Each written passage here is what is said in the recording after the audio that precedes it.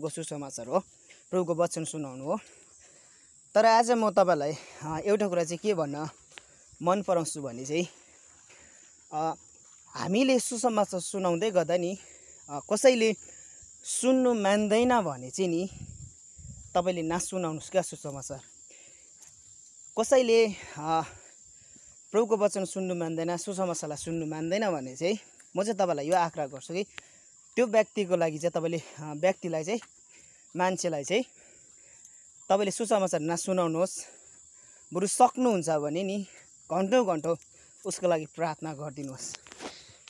किनभने धेरैचोटि हामीले नचाहँदा उसले नचाहँदा नरुचाउँदा पनि हामीले सुसमाचार उनीलाई प्रभुको बारेमा भन्यौं, येशूको बारेमा भन्यौं भने चाहिँ के हुन्छ भन्दा चाहिँ उसलाई इरिटेट हुन्छ क्या, इरिटेट हुन्छ। अनि इरिटेट भएको कारणले गर्दा